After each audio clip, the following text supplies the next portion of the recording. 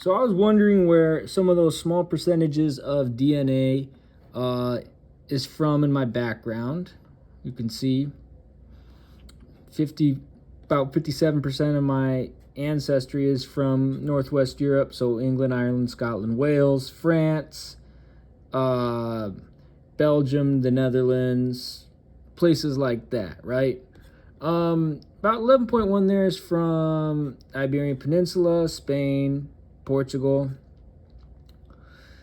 9% or no, 10.4% from the Balkans, specifically Serbia. Okay, so 3.4% is from Eastern Europe, so like Ukraine, Russia area, specifically Kiev and Novgorod. Kiev's in Ukraine, Novgorod is in Russia. In terms of Iberian, like I'm all over the Iberian Peninsula, but I have deep family roots in places like Pamplona, Zaragoza, Huesca, Barcelona, Urgel, Gerona, La Coruña, Santiago de Compostela, Castrojeriz, Salamanca, basically all over. Even Lisboa, Coimbra, okay? Italy, both the south and the north. So yeah, there you go. And then so I get 3.40% Eastern European, 3.10% Near East, so like right here, Balad Hashem area. 1.5% Scandinavian, Norway, Sweden area, which is interesting because my great grandma was actually born in Norway. Okay, Scandinavian already. 0.9 Dravidian, so that's like Tamil, like Sri Lankan type. Okay. North African 0.2, Moroccan type DNA. Native peoples of the North America. I believe my 11th great grandma, no, my 12th great grandma, on the Van Slyke and Ertel side of my family was Mohawk. She was Turtle Clan Mohawk, I believe. So that's where that's from. And then 2.7 other European nationalities. Now, I found out something interesting. I was doing my genealogy the other day, and I found out, let's see, Bergman's Rule. That's another video for another time. So this is my 42nd great grandpa, Fortun Garcés de Pamplona. Okay, born in Navarra, lived his whole life in Navarra, in Pamplona, in the city of Pamplona, in the north of Spain. Okay, he was married to Aurea de Pamplona. Okay, Aurea de Pamplona was my 42nd great grandma. Okay, Aurea de Pamplona was the daughter of Lope ibn Musa, not Garcia, not Jimenez, not Sanchez, not other last names that you would typically associate with the region of Navarra, Musa. Okay, Aurea de Pamplona's mom was Ayab al-Bulatia. Okay, so let's click on Lope ibn Musa. Okay, Lope ibn Musa, his wife was Aznarez Galíndez de Aragon. Okay, and Lope ibn Musa was born somewhere in Castilla y León. We don't know really where, although some sources say he was born in Córdoba. Okay, and he passed away in Tudela, Navarra. Okay, and one of his wives, he had two marriages. His first wife, Ayab Bulatia, okay, was born in Zaragoza, in Aragon, okay? We don't know who her parents were, okay?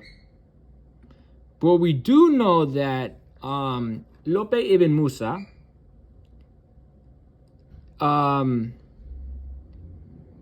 is the son of Musa ibn Musa, okay? Who was my 44th great-grandpa, and Oneca de Pamplona, my 44th great-grandma, who was born in Emeriz, Pamplona, Navarra, in Spain, okay? We do know Musa ibn Musa was the son of Musa ibn Fortun, okay? So my 45th great-grandpa was a guy named Musa ibn Fortun.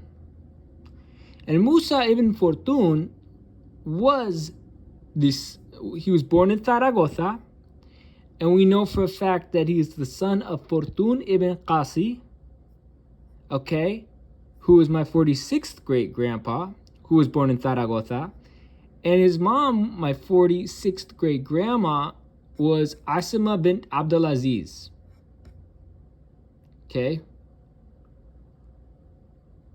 So, let's see.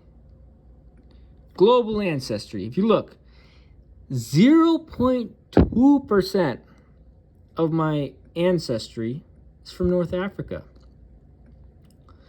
About 3.1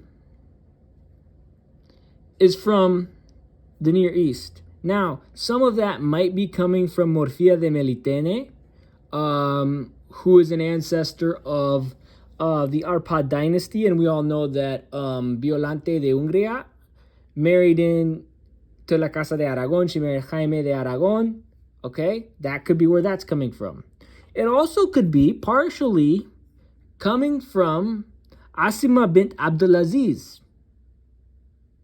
I mean, it's not far-fetched to think that Asima bint Abdulaziz, in addition to having North African admixture, had some sort of admixture from the Near East. Right? That's not far-fetched at all. So, again, I wouldn't be surprised if some of that admixture was from Asima bint Abdulaziz, who was my 46th great-grandma. And let me see. Banu Qasi. So this is an article about Banu Qasi. And why is this relevant? Because Fortun ibn Qasi was my 46th great-grandpa. Okay? Banu Qasi or Beni Qasi, Arabic, meaning sons or heirs of Cassius, Banu Musa, or Al-Qasawi, or a Muladi, local convert dynasty in the 9th century that ruled the Upper March, okay? A frontier territory of the Umayyad Emirate of Cordoba, located on the Upper Ebro Valley. At their height in the 850s, 850, so that's how long back we're going. Family head Musa ibn Musa al-Qasawi was so powerful and autonomous that he would be called the third monarch of Hispania. So the third king of Spain was literally my 46th great-grandpa. Like, that's crazy. That's, like, I'm just some hillbilly from Alaska, okay? And my 46th great-grandpa was the third ever king of Spain. Like, that's mind-blowing, right? So in the first half of the 10th century, an interfamily secession squabble, rebellions, okay, and rivalries with competing families in the face of vigorous monarchs to the north and south led to sequential loss of all of their land. Interesting. So the family is said to be descended from Hispano-Roman or Visigoth nobleman named Cassius. Muslim chronicles and the Chronicle of Alonso el Tercer suggest he was a Visigoth. Oh, that would make sense. According to the Muwallad historian Ibn al-Qutiyya, Count Cassius converted to Islam in 714 as the Mawla of the Umayyads shortly after their conquest of Hispania. After his conversion, he is said to have traveled to Damascus to personally swear allegiance to the Umayyad Caliphate Al-Walid I. Oh, okay, that makes more sense. So, you want to know my not so far-fetched conspiracy theory? Okay, my not so far-fetched conspiracy theory is this Near East admixture, as well as the North African admixture, okay, is from Asima bint Abdulaziz. Because I heard down the grapevine there that she was born in Syria. I can neither confirm or deny that.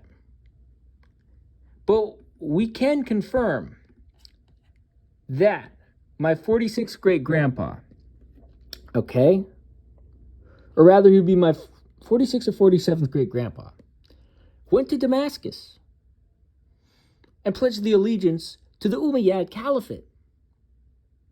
Okay? He accepted Islam and he traveled to Damascus to personally swear allegiance to the Umayyad Caliph Al-Walid I.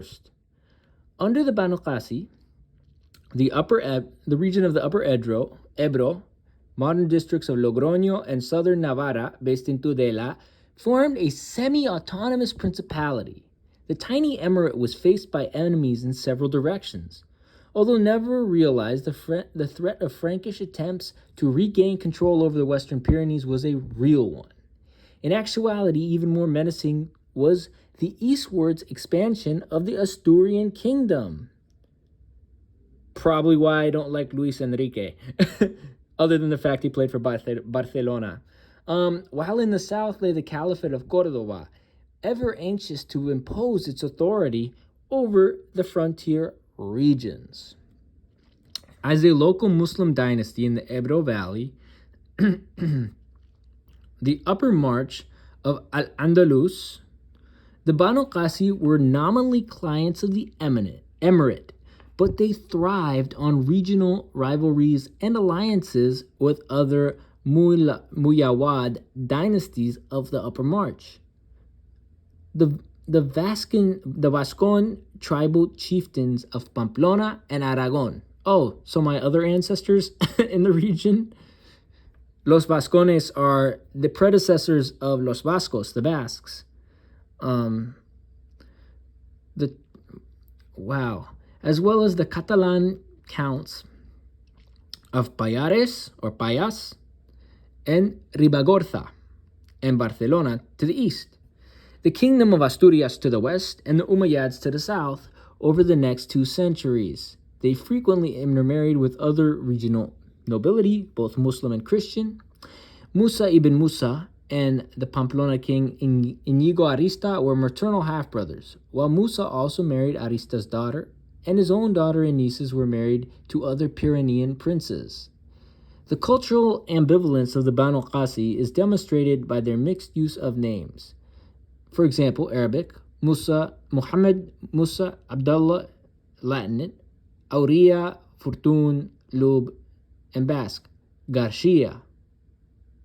Oh, that's where Garcia comes from. And Fortun is where Fortun comes from. Lub, Lope, Aurea. Interesting. The Umayyads of Córdoba sanctioned the rule of the Banu Qasi and repeatedly granted them autonomy by appointing them as governors, only to replace them as they expressed too much independence or launched punitive military expeditions into the region. Such acts on part of the Umayyads fully demonstrated their failure to fully resolve the problem of effective central control of outlying regions. Interesting. And there's a main article about my 46th great grandpa. No, 45th great grandpa. Musa ibn Musa was the leader of a Muyawad Banu Qasi clan and the ruler of a semi-autonomous principality in the Upper Ebro Valley in northern Iberia in the 9th century. Musa ibn Musa was descendant of Cassius, who converted to Islam after the Muslim conquest of Iberia. His father, Musa ibn Fortun, may be the man who was assassinated in the late 8th century of necessity in Musa's youth, though this would create problematic chronology, and a more recent construction would make that man Musa ibn Musa's great-grandpa. His mom, whose name is unknown, was also mother by another husband of Basque chieftain Inigo Arista.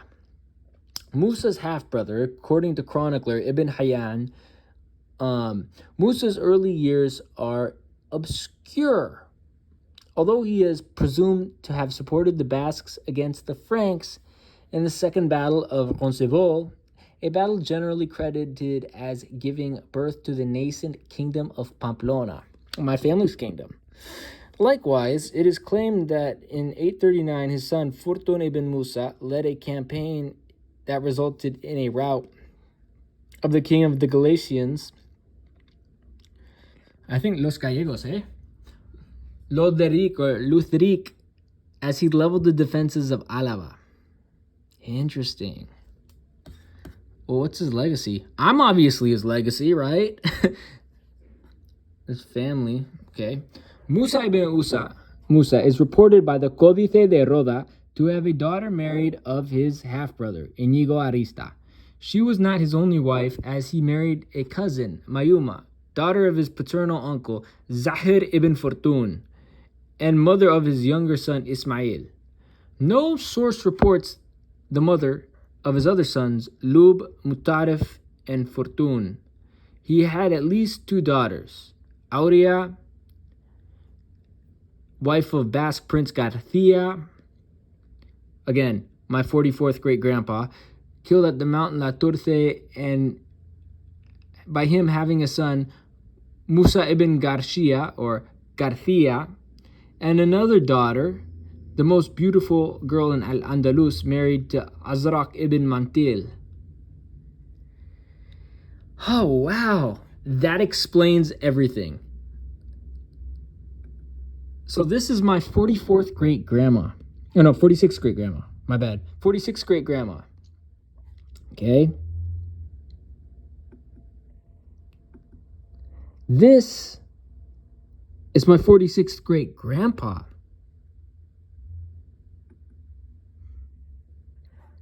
This is my 45th great-grandpa. I believe that Asima bint Abdulaziz was from Syria originally, and when Musa ibn Musa went to Syria, she came over to Spain. Okay? That's what I think. This is my 45th great-grandpa. Okay?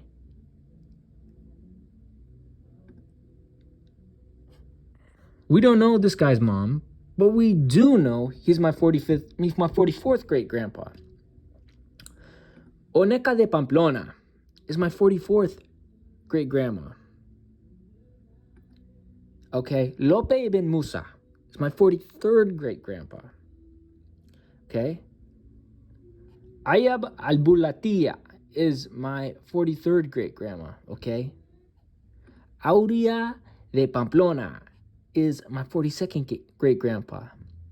Or 42nd great-grandma. My bad. I'm not paying attention here. You pay attention, right? And Fortun Garces de Pamplona is my 42nd great-grandpa.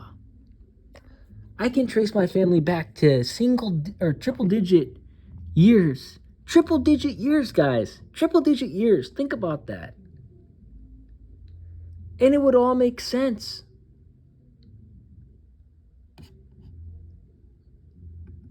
It would make sense. Why? Genome link. They found 11.1 Iberian, okay, in my ancestry.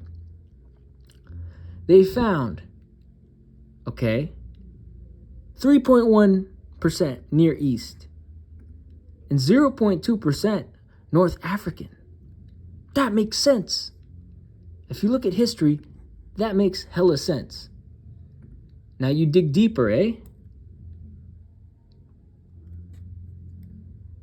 You dig deeper into European, right? You got your English, you got your Irish, your Dutch, German, Belgian, Iberian,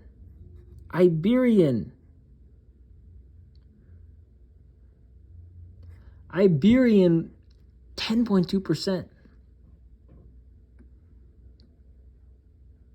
Okay? But you keep going down. Basque, 0.9%. Hispanic Jews, 0.4%. It all makes sense, okay? You go to... Because I wanted to confirm. So now this confirms that Musa ibn Musa, in fact, did go to Damascus. I'm a descendant of... Because this gives me 15%. So 15%... And this, again, this doesn't make sense, but it would make sense that if Musa ibn Musa had gone to Damascus, this makes 100% total sense that I would have some sort of Levantine admixture, right? Turkic, we can attribute that either to the Ottoman Empire, or we can go above and beyond and attribute that to Morfia de Melitene. Some people believe she was Armenian. I actually believe she was Turkic or Turkish, right?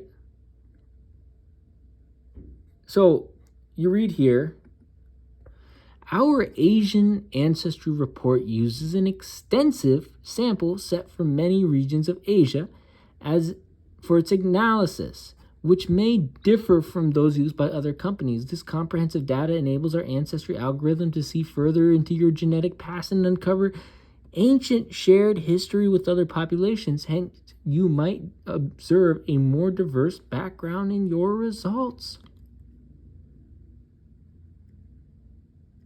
Interesting. So that confirms that Musa ibn Musa actually did go to Syria. Because I'm a direct descendant of Musa ibn Musa. Yes, he was from Zaragoza.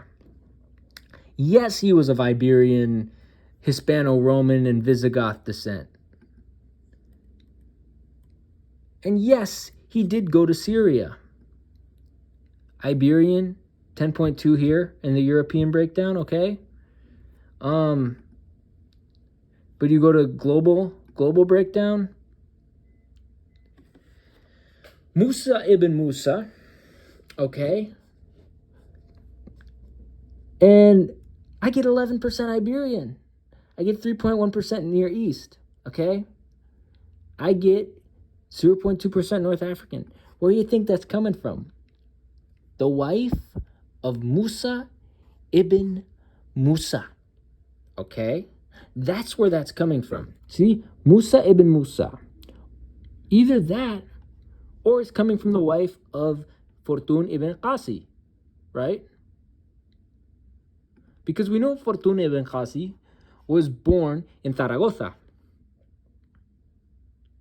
His wife was Asima bin Abdulaziz.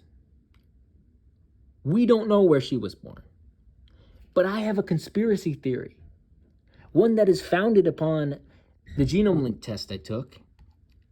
That she was born in Damascus. Okay?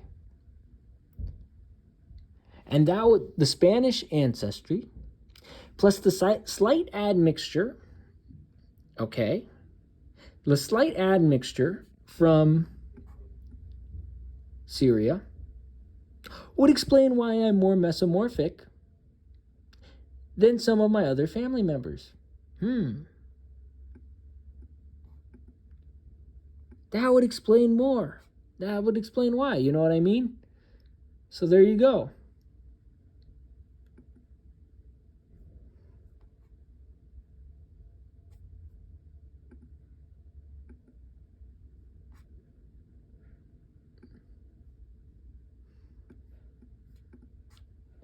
So that is interesting. I wanted to go because it's the concept of Muladí, right? It is an interesting concept. I'm going to click on Muladí, I guess Muwalad or Muladi. Muwalad in Arabic or Muladí in Spanish. And guess what they were? Muladí were the native population of the Iberian Peninsula who adopted Islam after the Muslim conquest of the Iberian Peninsula in the early 8th century.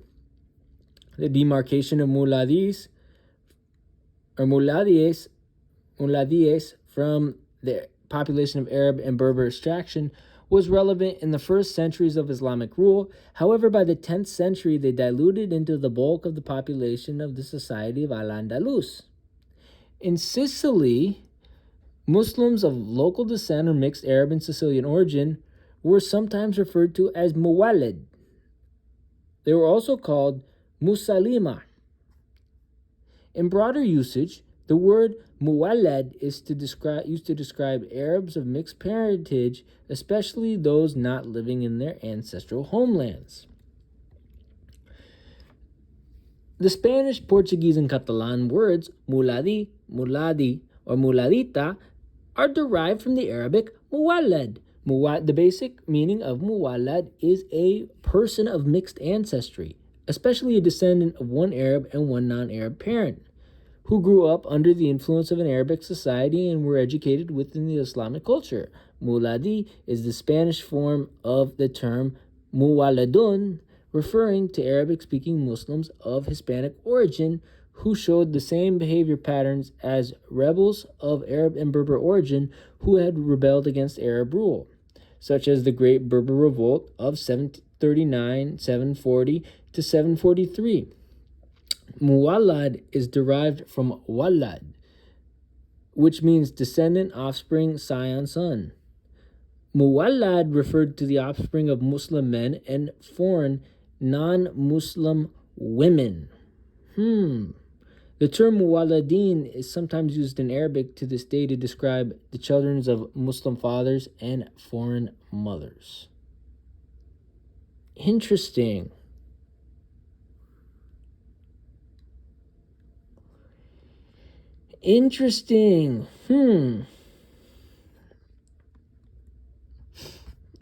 According to Dothi, Muwallad means anyone, without being of Muslim origin, is born among the Muslims and having been raised as an Arab. The word, according to him, does not necessarily imply Arab ancestry, either paternal or maternal. According to the Great Dictionary of Real Academia Española, Muladí means Christian who, during the domination of Arabs in Spain, converted to Islam and lived among the Muslims. Well, Bernardus and Nawas say the plural form of the word seems to be restricted to Al-Andalus almost exclusively to the areas of Mérida, Granada, Sevilla, and Jaén. Muladí has been offered as one of the possible etymological origins of the still Spanish and current Spanish and Portuguese term mulatto, denoting a person of black and European ancestry. However, the dictionary La Real Academia Española and several authorities trace mulatto to Spanish mule, from Latin mulus. Interesting.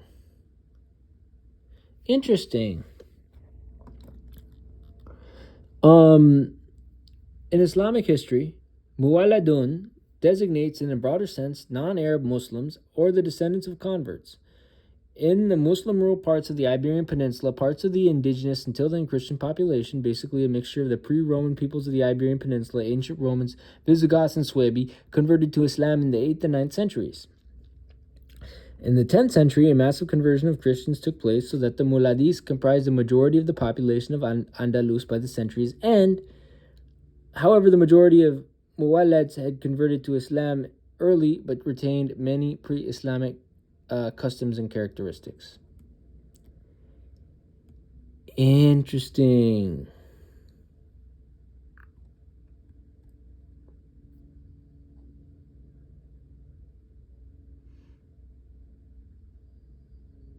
Interesting.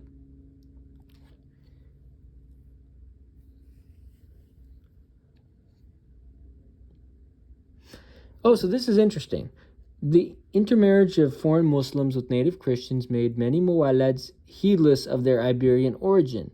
As a result, their descendants and many descendants of Christian converts forgot the descent of their ancestors and assumed forged Arab genealogies. However, there were a few who were proud of their Roman and Visigothic origins. These included the Banu Angelino and Banu Sabarico of Sevilla, and Banu Qasi of Aragon, Banu Ilongo, and Banu Qabturno. Okay. Several Muwalad nobles used the name Al-Quti, the Goth, and some may have been actual descendants from the family of the Visigoth kings of Hispania, Witisa. So my ancestors, right, they were proud of their Hispano-Roman, and Visigoth origins. Banu Qasi, that's my ancestors. Those are my literal ancestors. The conversion of the native Christians to Islam did not mean the total erasure of their previous beliefs and social practices. There is some evidence of a limited cultural borrowing from the Christians by the Mu'alladun and other Muslims in Andalus. For instance, the Muslims' adoption of the Christian solar calendar and holidays was exclusively an Andalusi phenomenon. In Al-Andalus, the Islamic calendar was supplemented by the local solar calendar, which is more useful for agriculture and navigational purposes. Like local Motharabs, Iberian Christians under Muslim rule in Al-Andalus, who remain unconverted to Islam. The Muslims of Al-Andalus were notoriously heavy drinkers. The Muslims also celebrated traditional Christian holidays, sometimes through sponsorship of their leaders, despite the fact that fraternization was generally opposed by the ulama. The Christians also hedged their religious devotions through the use of Roman Catholic sacraments. This is interesting, and it gives us a good view onto how my ancestors lived in Spain. Okay? Interesting. Oh, here it says, the Banu Qasi dynasty, which ruled the upper Ebro Valley in the 9th and 10th centuries, became strong enough to break free of the control of the Umayyad dynasty of Cordoba and turned from a semi-autonomous governorship to independent Taifa. Dude, my ancestors were badass.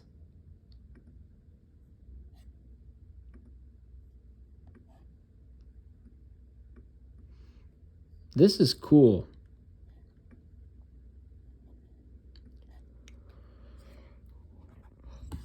So let's go Google Earth. Random place in Jaca in Aragon.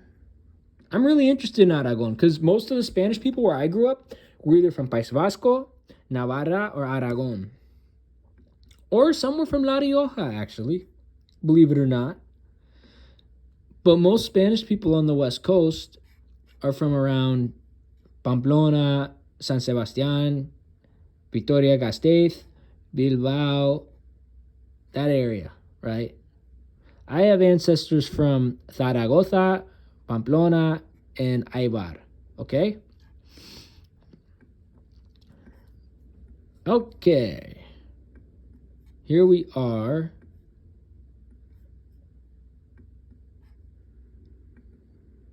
So this is El Rio Ebro, And you can see this the large swath of greenery here in northern Spain. Okay. You have even Fuentes de Ebro, which is a town. Okay.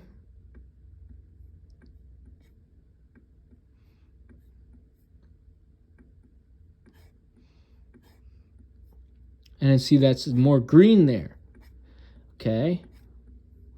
And it snakes its way into the Mediterranean to Catalonia. But, you know, Aragon, I like Aragon better as a region. You have El Burgo del Ebro, Villafranca de Ebro, Pina de Ebro, Velilla de Ebro.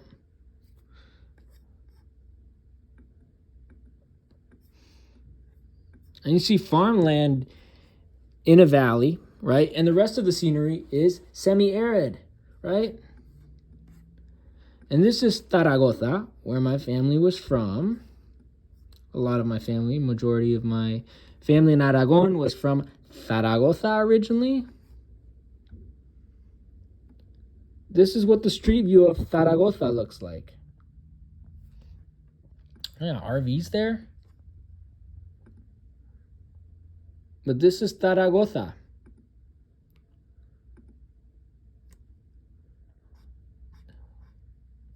Yeah, this is Zaragoza. This is where my ancestors came from.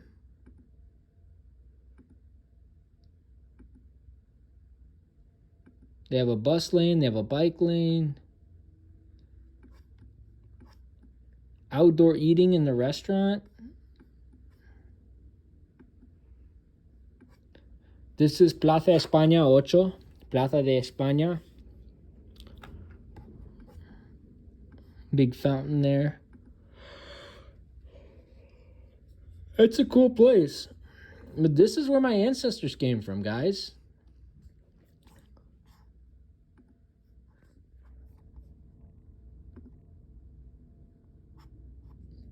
My 46th great-grandpa was from Zaragoza. That's pretty cool. So, there you go. And I'll continue to do more research. So, there we are. That's all for now. Peace.